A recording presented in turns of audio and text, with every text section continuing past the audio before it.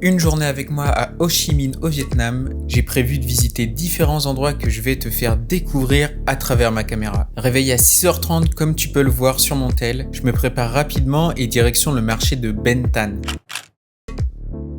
Fondé officiellement en 1914, c'est un grand marché en plein cœur du centre. On y retrouve de nombreux étals de fruits, légumes et épices, ainsi que divers stands de nourriture locale. Ensuite, j'ai continué ma route jusqu'à la rue piétonne de Nguyen Hue. La statue de Ho Chi Minh siège en son centre, entourée de boutiques de luxe ainsi qu'une librairie. Je pouvais pas m'empêcher d'y jeter un œil pour trouver mon objet souvenir du Vietnam, le tome numéro 1 de One Piece en version vietnamienne.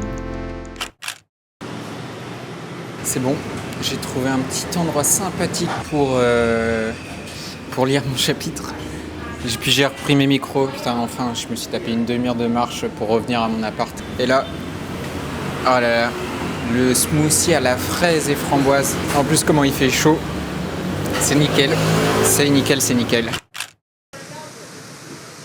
Ok les gars, direction le palais de réunification. Il me semble que c'est un monument symbolique de la fin de la guerre du Vietnam en 1975.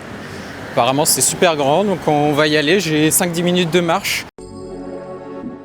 D'abord construit en 1873 pour accueillir le gouvernement de la Cochinchine française, le bâtiment est transféré par la suite aux autorités vietnamiennes en septembre 1954 après les accords de Genève qui marquent la fin de la guerre d'Indochine. Cependant, en février 1962, le palais est bombardé par 2 avions de chasse pilotés par des soldats de l'armée sud-vietnamienne. Ils souhaitaient assassiner le président de l'époque qui menait une politique très contestée. L'attentat n'aboutit pas, mais le bâtiment, lui, fut détruit. Le président Diem décide alors de faire reconstruire sur le même emplacement le palais que l'on connaît aujourd'hui. Achevé en 1966, le nouveau palais reste une résidence présidentielle jusqu'au 30 avril 1975, date qui marque la fin de la guerre du Vietnam. Le palais de l'indépendance ou de la réunification est reconverti en site historique, un des lieux les plus touristiques d'Ho Chi Minh. Bon, la visite du palais de l'indépendance ou de la réunification, comme vous voulez, est finie. C'était vraiment cool en vrai, c'était sympa. Maintenant, je vais passer devant la cathédrale Notre-Dame de Saigon, autrement de Ho Chi Minh, c'est pareil. Comme vous pouvez le voir juste derrière moi, la cathédrale, bon, elle est en rénovation, un peu chiant, mais c'est comme ça. Maintenant, c'est l'heure de manger, il est 12h30. Ça fait depuis hier soir que j'ai rien mangé, donc j'ai vraiment super faim. J'aimerais bien goûter un plat typique du sud, ça s'appelle le Com Tam, il me semble. Mais bon, si je trouve rien rapidement, je pense que je prendrai la première chose que je vois, parce que j'ai vraiment super faim. On verra bien. Bon, j'ai pas trouvé ce que je voulais. Mais j'ai tellement faim que c'est pas grave. C'est en gros c'est du riz avec du poulet. Mon petit thé glacé, typique du Vietnam. Maintenant on va se régaler. Allez, dernière étape de cette vidéo, je vous emmène tout droit au musée des vestiges de guerre. Donc forcément ça va parler de la guerre du Vietnam contre les États-Unis et aussi sûrement la guerre d'Indochine. On va voir. Je pense que ça va être super intéressant. Bon. Je comprends pas, ils ont pas voulu ils veulent pas que je filme avec ma grosse caméra.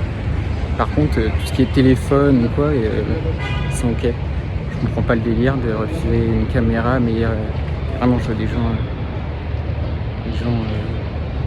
ils se filment ou quoi. Enfin, je sais pas. Bref, ce sera un peu moins bonne qualité, mais bon, comme ça. À l'extérieur, on retrouve différents véhicules blindés de l'armée américaine, des avions de chasse et aussi de l'artillerie et des bombes. Le musée des vestiges de guerre vous permet de plonger dans l'horreur de la guerre pour l'indépendance du Vietnam. On peut y voir plusieurs expositions photos sur les processus d'envahissement des Français et Américains. Une autre salle met en avant les crimes de guerre et d'invasion avec l'exposition d'armes à feu, des munitions et masques à gaz représentant les atrocités de cette guerre. Bon, j'évite quand même de montrer toutes les photographies des Vietnamiens complètement défigurés via les attaques de bombes ou même des poisons, etc. C'est vraiment très très gore. La salle qui m'a le plus marqué, c'est sur les conséquences du défoliant orange, un gaz toxique utilisé par les Américains. Voilà, on arrive à la fin de cette vidéo. Tu t'en doutes, Ho Chi Minh, ça se visite pas en un seul jour. Donc là, j'ai fait pas mal de choses en un jour, mais il y a encore énormément d'endroits à visiter. Merci d'avoir regardé cette vidéo en entier. Si tu as vraiment aimé, n'hésite pas à t'abonner et à liker. Et puis même si tu es généreux, partage cette vidéo, ça me ferait super plaisir. Salut!